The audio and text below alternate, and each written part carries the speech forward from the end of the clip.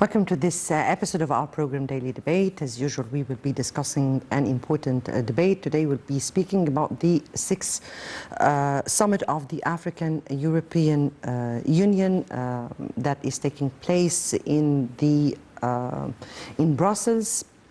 And President Sisi have today attended the inauguration ceremony of this summit. During his participation in the EU-AU summit, the President is supposed to be focusing on various topics of concerns for the African nations, particularly the international efforts to facilitate these countries' integration into the global economy, highlight the necessity to provide effective support to African countries in achieving the SDG goals.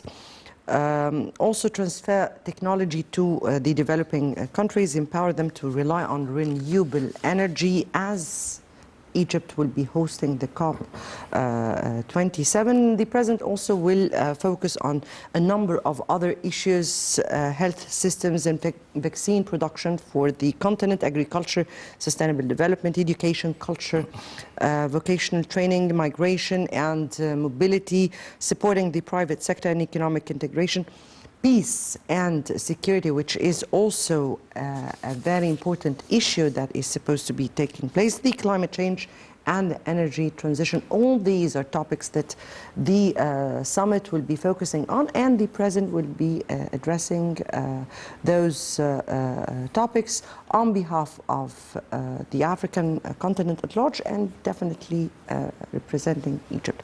We'll be speaking about that with our dear guest ambassador, Youssef Zada, former Assistant Foreign Minister. Thank you so much for joining us. Thank you. Before we delve into our discussion, let me first have a quick look on the headlines. And the President Abdel Fattah al-Sisi took part in the sixth round of the EU-Africa Summit, which was held at the EU headquarters in Brussels on Thursday. In his address to the summit, President Sisi reviews Egypt's vision to support the African continent during the corona pandemic and facilitating the fair distribution and accessibility of all technologies related to the pandemic and vaccine production. The head of state would also be discussing Africa's economic integration into the global economy and the need for providing support to the continent to achieve the 2030 Sustainable Development Agenda. The two-day summit, which is supposed to be taking place today and tomorrow, is held under the title Africa and Europe, Two Continents with Joint Vision to 2030. The first round of summit was held in Cairo in 2000. It witnessed founding mechanisms for participation in accordance with the Cairo Action Plan that was in 2000. And on the sidelines of the visit to Brussels, President Abdel Fattah al-Sisi held talks with Belgian Prime Minister Alexander De Croo, with the attendance of the delegations of the two countries. Separately, the President met with EU Commission Chief at the European Union headquarters in the Belgian capital, Ursula von der Leyen. President Sisi expressed his appreciation of the Egyptian-European relations, stressing the interest in developing them and deepening traditional partnership between Egypt and the European Union. On her part, the EU Commissioner, the EU Commission Chief welcomed the President at the headquarters and expressed her keenness to maintain regular communication in light of Egypt's pivotal role in the region and as a strategic partner to the European Union.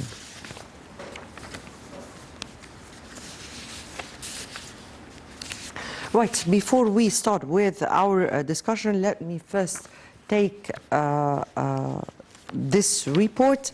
And President Sisi holds a number of meetings in the Belgian capital in Brussels. Let's see this report and we'll come back for more discussion.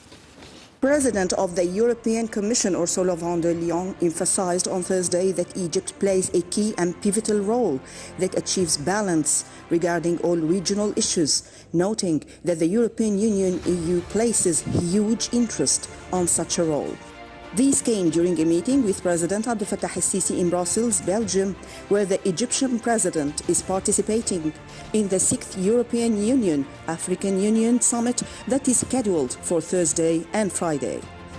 The meeting reviewed the latest developments with regard to the relations between the two sides, especially in the fields of renewable energy, infrastructure, and green transformation, in light of Egypt's hosting of the UN Climate Change Conference COP27 scheduled in November at the Red Sea city of Sharm el-Sheikh. Presidential spokesman Ambassador Bassam Radi said President el-Sisi and Lyon also discussed means of cooperation in combating the irregular migration, extremist ideologies, and terrorism. The meeting touched upon multitude political issues of common interest in the Mediterranean, the Middle East, and North Africa.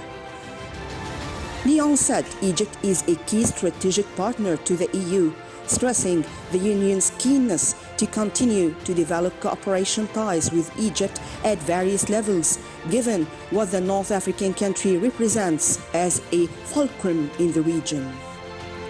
El-Sisi, on his part, voiced his appreciation for the Egyptian-European Union relations, saying the 27-member bloc is one of the most important linchpins of Egypt's policy. The Egyptian president said the two sides are sharing in the Mediterranean regional neighborhood, stressing that such a geographical situation had historically an important impact in extending bridges of communication between Egypt and the European continent at civil, cultural, commercial, and political levels. El-Sisi started his visit with meetings on Wednesday with several Belgian CEOs and company officials to discuss deepening cooperation with Egypt, especially in energy, infrastructure, and defense. During the meeting, El-Sisi affirmed Egypt's national strategy to enhance the use of alternative fuels and move towards a cleaner energy future with a focus on green hydrogen production in cooperation with foreign partners in accordance with Egypt's Vision 2030 for sustainable development. He also met with the European Council President Charles Michel on the same day when they discussed Egypt-EU coordination on a number of regional issues addressed at international events, and they agreed on continuing to support the path of political settlement in Libya.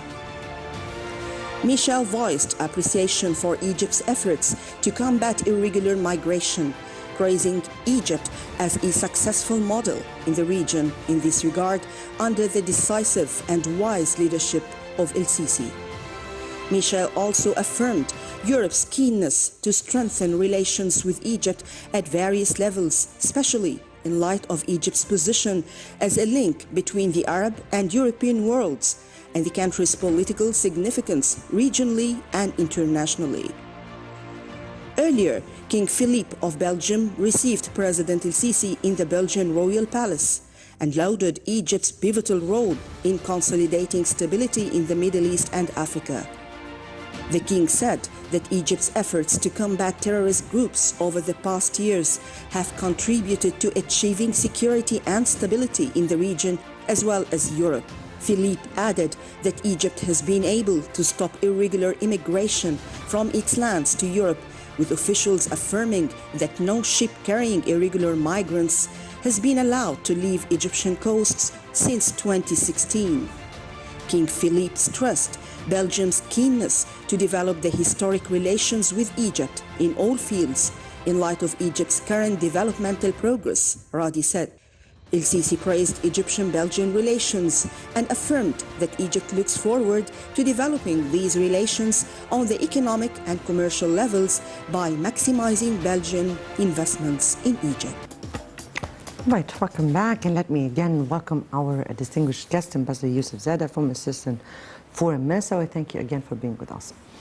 And let me start with the African Union, European Union summit taking place in the Belgian capital, Brussels, and is held under the title Africa and Europe, Two Continents with a Common Vision until 2030.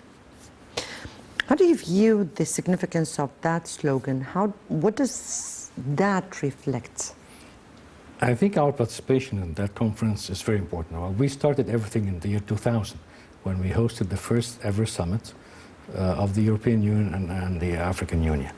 In Cairo, and the Cairo Declaration went out declaring several important issues such as economic integration between both, promoting investments, helping projects, settling on conflicts, transfer of technology. Many subjects were on the agenda at that time. Now, remember, Egypt also headed the African Union in 2019. So now that President Sisi is attending this conference, since the one of the conferences was adjourned because of COVID in 2000, and the last one was 2017 in Cote d'Ivoire. So we're having this conference where Egypt is, participating very strongly in it. Yes. Actually, you summed up the whole episode, but really I need to start from the very beginning. This edition of the summit, it's the 6th, and it is held under the slogan of Africa, Europe, two continents with common vision towards 2030, and comes at the backdrop of many developments worldwide. This is why I was asking, how do you view such a slogan at this very particular time, and how does this slogan reflect the two continents' importance for each other? The two continents have great cooperation throughout the years. I'll tell you some figures. For example, the European Union's exports to Africa are 37 billion euros. This was according to Swiss bank sources. Now, the other way, the exports of Africa to the European Union are 38 billion euros. So the gap is very small when it comes to exports from both sides. We share, northern African countries share the Mediterranean Sea. Of course, Africa has been colonized by European powers, and now with a new era of cooperation between both continents. France is heading the EU at this moment, and I think President Macron has a big responsibility. We've witnessed, of course, President Sisi also heading to France for the summit of One Ocean. And now, again, President Sisi meets with President Macron to update themselves both about the African-European relations. I think this summit is very important. It comes in a timing that is needed by the African countries, needed that we need more investments, we need more European involvement. And on February the 5th, the African Union Summit was held in Addis Ababa, and one of the main issues was the armed conflicts and coups d'etats. Something like 200 coups d'etats happened in the last 70 years, and most of them were successful. So one of the things that we need the European Union to step into Africa is to help with the economic development, and these things would also abolish unemployment and help the African countries be stabilized as political systems as well. Right, but if we take it step by step and we start with what you said respectively, the first session of the African Union, or rather it was in 2000 we have seen the EU-Egypt strategic partnership mechanism that was launched here in Cairo, and at that time, there was this Cairo Action Plan.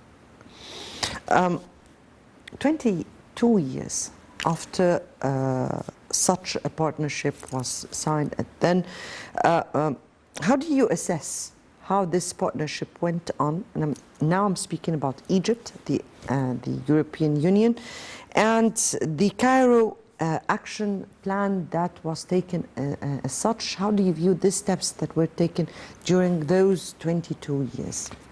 Yes, well, Egypt wasn't talking on behalf of itself. Egypt was talking also about the African continent. So we're talking about the Egyptian meetings, the meetings that were held between the African Union and the European Union in Cairo in the year 2000. As I said, Egypt was heading the African Union in 2019. So what we're talking about... In 2000, was Egypt speaking about Egypt in particular, or was it speaking for Africa at large? It's also talking about Africa. So this is the sixth meeting we're having now. The first one was in Cairo. But let's go to the global picture. What we mean is that Egypt is now attending this conference in Brussels, talking as a member of the African Union along with the other African countries. So relations between Egypt and the European Union, of course, go back a long way. But when it comes to the African countries, I think we are all singing the same song. And I think we all have certain interests, transfer of technology, direct investments. Even the European Union have assigned a big number big load of money to help the African countries when it comes to vaccinations and confronting the COVID. So I think this conference comes after 2 years of suspension because of the COVID-19. We're still, of course, having some parts of the world suffering, all of us indeed suffering from the virus until now. So I think it's also about the vaccinations. I read somewhere that only 4% of the African population, the whole African countries, received vaccinations. This is a very small figure. So I think it's important that the Egyptian participation pushes for the African cause with the European Union. Yes, but I need to specify, because we're opening up all files and we're not giving each file its importance. Right. This is why I'm trying to divide the files we're speaking about. You're speaking in general, sir, and I need to specify, because there are a number of issues. You spoke respectively about the health system and the vaccination. We're not just speaking about the distribution of vaccination, but rather also we're speaking about the ability to produce vaccines in our continent and in our country. How far, okay, let's start with the health system and the vaccine production, and what is really needed from the European side at that very particular file. There are only 3 African countries that embarked on manufacturing of the vaccine, and Egypt is one of them. We've been holding agreements with the big companies that produce the vaccines all over the world, mostly European and American companies, and even the Russian and Chinese companies. And South Africa has been doing the same, and I think that we haven't even managed to export this vaccinations outside Egypt at the time being. I mean, we have a plan to do this. So the African continent is sort of lagging behind, of course, we all know, in the medical system.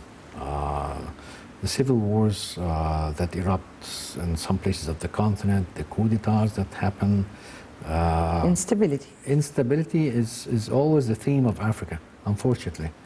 And these things, of course, they help into getting the populations. I mean, look what's happening into population of Tigray, for instance, in Ethiopia, where these people are cornered in a certain area, and they're deprived of medical health or even foodstuffs. But we're not talking about politics now when it comes to Africa. We're talking about the major picture. Major picture is actually, politics is something very important, because you spoke about a very important issue, which is Tigray. Tigray that is seeing a silence from the world community at large, and that is okay. Returning to the summit and the sectors of the summit, and also what they will be speaking about would be agriculture and sustainable development. And some countries in Africa are supposed to be the basket of food. How do you view how the European look to the African continent, particularly in this domain, the agriculture and sustainability? I think Africa produces a lot of raw materials that Europe makes use of throughout the past years, and that's why we have seen colonization of the African countries by the European powers at that time.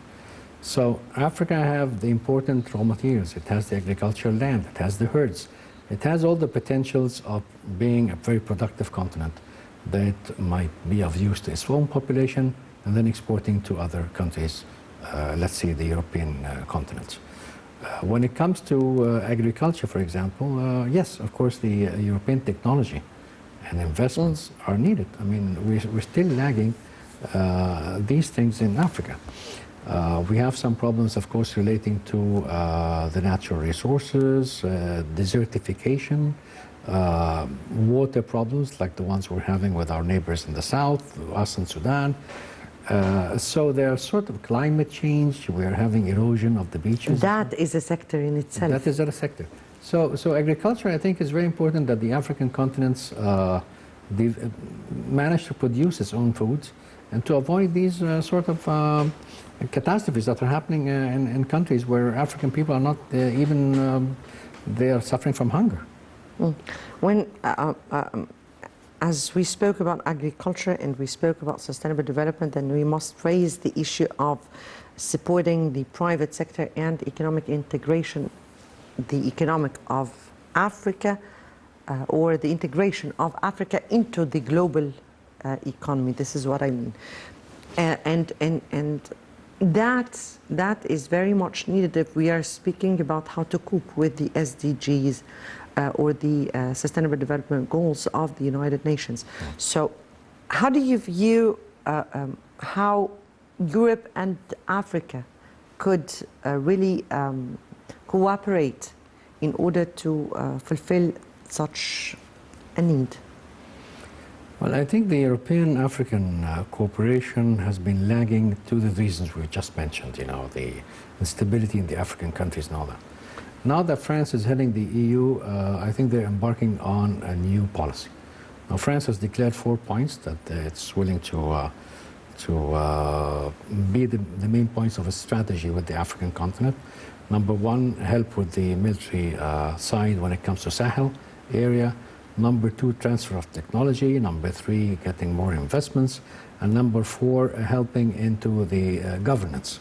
And governance is one of the important issues in Africa as well. I mean, governance means a good government means abolishment of corruption, which is also one of the things that the African continent always suffers from. Here you spoke about attracting investments. Usually Africa was the exporter of raw materials to Europe and the whole world. Now what we are speaking about right now is not being just an exporter, but being a real partner. And not as the old, we're not seeking the old colonizing powers, but we are seeking friends for the future and partners for life.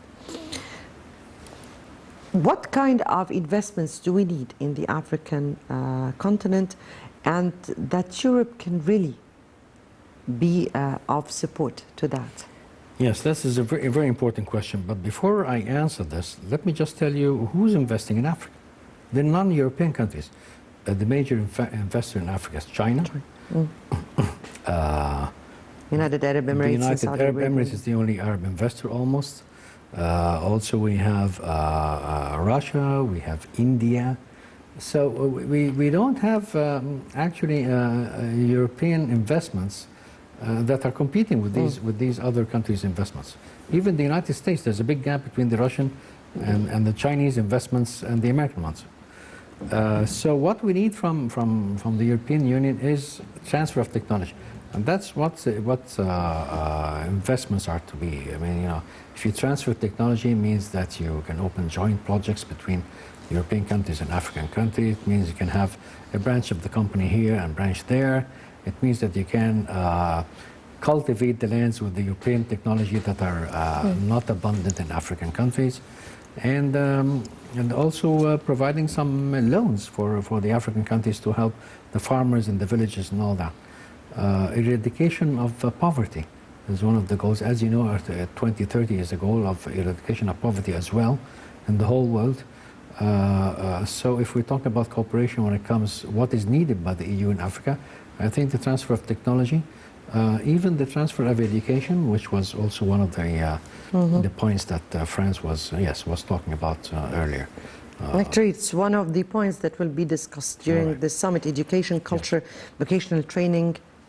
Yes, vocational training, of course, is very important. I mean, these are trades that people, it's non-conventional universities. It's people who are learning certain trades, like the blacksmith and carpenter and a farmer and all that. And vocational training, I think it's also lagging in African countries. If things bring others, then in order to be able to attract investment to the continent, we also have to address the peace and security issue, which is in Africa is not really in its best. Yes. Neither in the north, nor in the middle, nor in the south. We're speaking about instability in different areas. Now, what do we really need from the European Union? Because certainly our conflicts were not raised all of a sudden just because we, as a continent, wanted war and wanted our countries to be destabilized and all this. What is really needed from the European Union at this upcoming stage in order to support Africa for real stability and peace, so that Africa would help not exporting those instability to the other side? I think the medical system and sanitation is one of the most important things at the moment, because we're still suffering from a virus that kills thousands of people and millions of people elsewhere, all over the globe. And Africa is not an exception. So I think medical attention to the African countries and medical assistance from the European Union, whether it be vaccines, training of medical staff, providing medication, deployment of small hospitals, all that. We have Médecins Sans Frontières. All these organizations, they help into the medical system of Africa. So I think this is one of the urgent things to be handled. Second thing is, as the President Macron was saying, the intervention of the European countries when it comes to conflicts between African countries. Of course, political conflicts result into disasters and millions of refugees crossing the borders every now and then. Coup d'etats, the same thing, and all that. So I think we need also the European countries to be involved into peacekeeping forces and also peacekeeping meddling methods of helping the African countries sit together and talk when it comes to conflicts. Another priority is the transfer of technology, as I just mentioned. No. Before we go to technology, because we're speaking here about the technology, digital, the digital aspect, and we'll also be speaking about the climate change. But getting back to peace and security, because we're speaking about different kind of instability. We're speaking about conflicts. We are speaking about countries in chaotic scene. We are speaking about different reasons for instability. What do we need from the European side? Because we are here suffering in the African continent from the interference of foreign powers. We need their existence. But which way do we need their existence in order to be able to solve our problems here in the continent? Yes, well, if you help a country which is struggling economically and you alleviate poverty and you allocate jobs for people, there wouldn't be a reason for instability. If a country is suffering from, is broke and its people are hungry and you don't have any medical facilities, naturally, this is an unstable recipe. So I think the European Union can help the African countries through the different kinds of cooperation to achieve stability in these countries by providing jobs and projects that are, with European technology. Remember, sir, in earlier statements by the President during the Oceans Day, and the President said that Africa is not supposed to be paying the price twice. How did you read that statement with regard to what we are speaking about? I think the President said what all the other African leaders have been saying. It also relates to other countries that were colonized outside Africa, like India, for instance.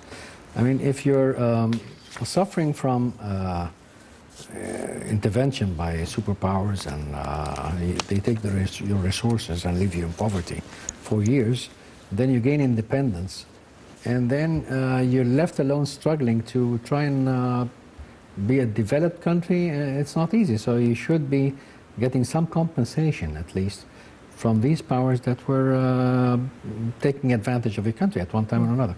And that's, I think, what the president was saying, is that, you know, if you're using the African resources for years for your own benefit, then it's about time that you should help the African countries also use these resources for the benefit of their own people. Indeed.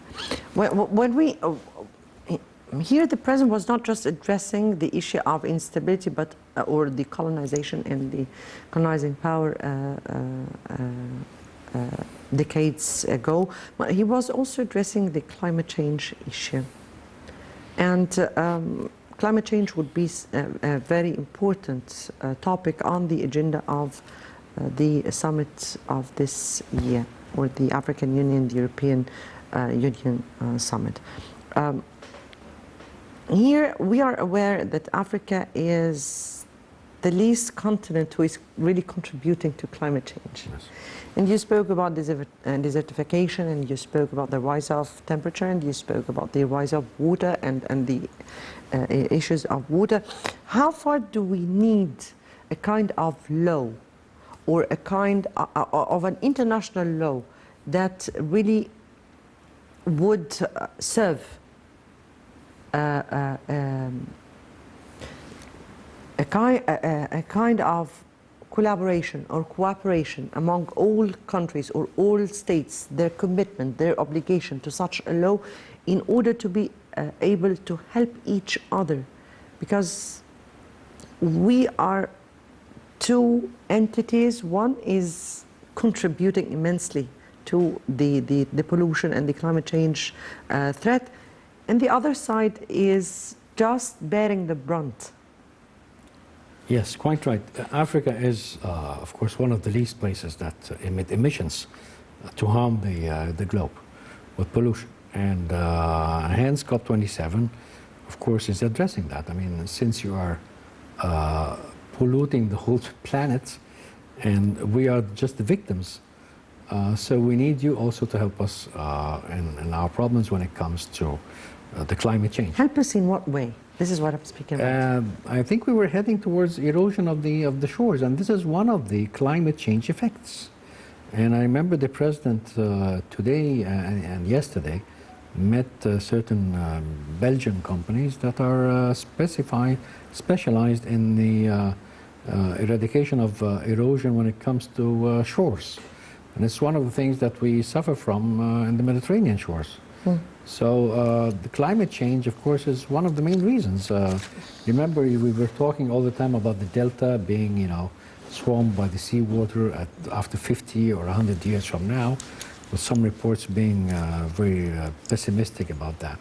And the government has been embarking on building blocks to prevent the seawater from damaging the shores.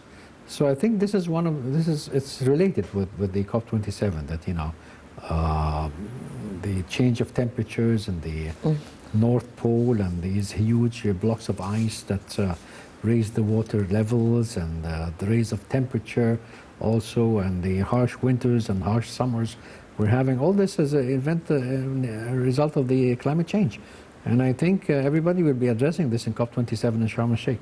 So we are preparing this here in the government in Egypt, as all the ministries involved, Ministry of Foreign Affairs, Ministry of Environment, all the ministries involved in this. And I think we will reach some conclusions and some important agreements in that summit. Indeed. So, and since we're still speaking about the climate change, that we also have to address the energy transition, because there are some problems that will be caused from the climate change, but there are also some issues that we need to address. Energy transition.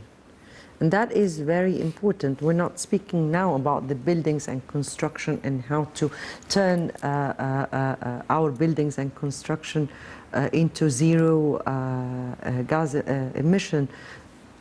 At least, if we can speak about energy transition, and what do we need to do about that? What are the steps that we are taking, and what is needed from the European Union in order to help us reach Well, I'll tell you, Mona, here in Egypt, for instance, we've been acting very aggressively in this, in a very positive way. I mean, look at Bin Man solar, huge plant in Aswan, just outside Aswan. I mean, this is a project that was acclaimed by Bin Man. Exactly, Bin Man, by the World Bank participation. And, you know, we have a huge power plant, clean, sustainable energy.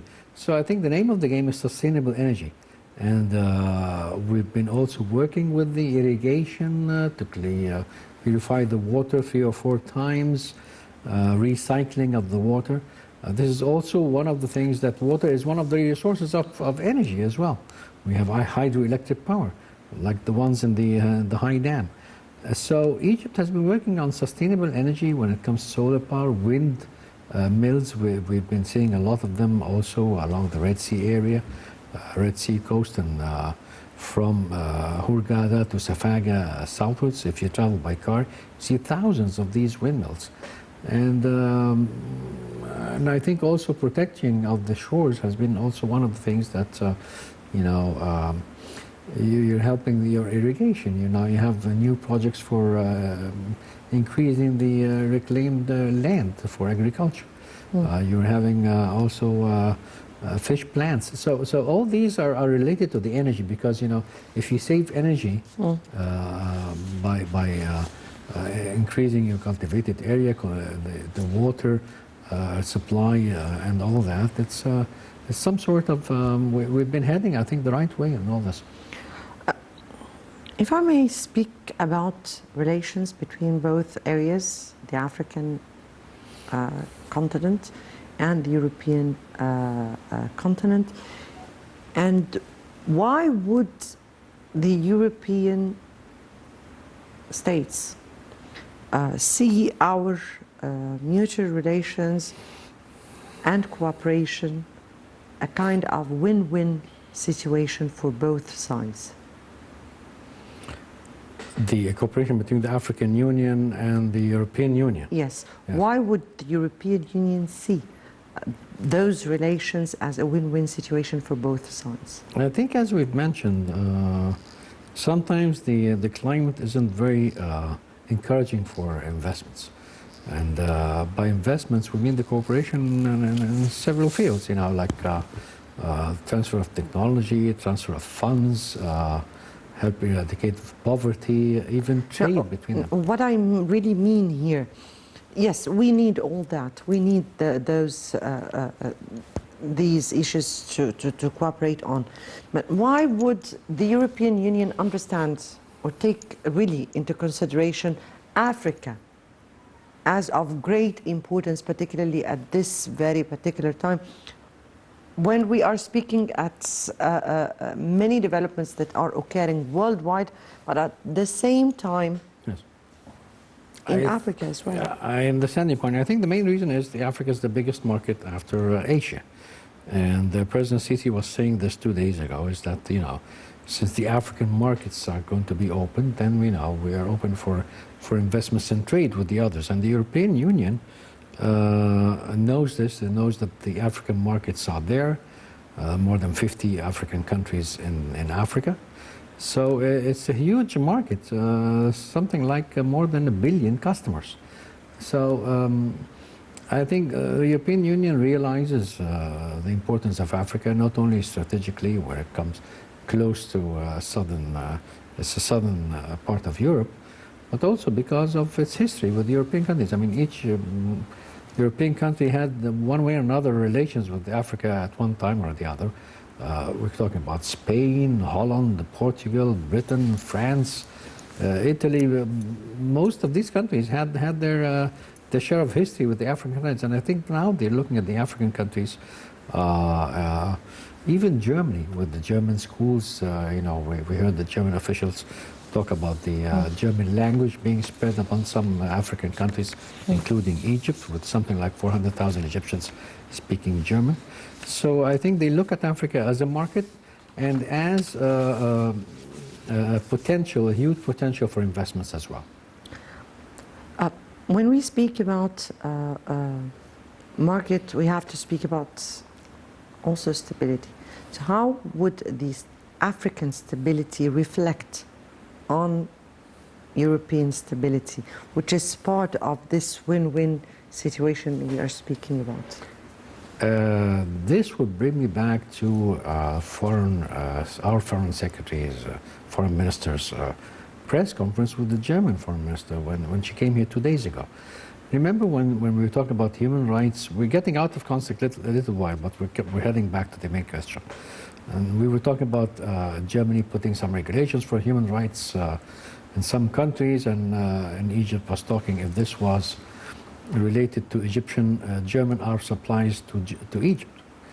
And our foreign minister was standing in that press conference and he said, well, we don't like our relations with the European countries and Germany to be, or any other country, to be based on certain specific conditions. So the same thing applies here. You know, if we don't want any conditions also to be set. I think this sums it all for a while. Finally, here, how do you think, or we have seen today the meeting of the President with the EU Commissioner Ursula von der Leyen, and she said that they are giving special attention to their relations with Egypt, as Egypt is a balance to regional issues. How do you view the prospects of relation between the European Union and Egypt at this upcoming stage, and the way they look to Egypt? Yes, President Sisi met the President of the European Council and also President of the European Commission. And Mrs. Ursula von der Leyen also, as you've mentioned, highlighted the importance of cooperation with Egypt. I think it's also related to something that some people are talking about. Remember when we had this Turkish intervention in Libya, and it wasn't until the Egyptian interference by statements by the president that made the interference shrink a little bit, by the president declaring this line in Libya not to be passed through. And of course we also signed an agreement with Greece at that time, marking the naval territories. So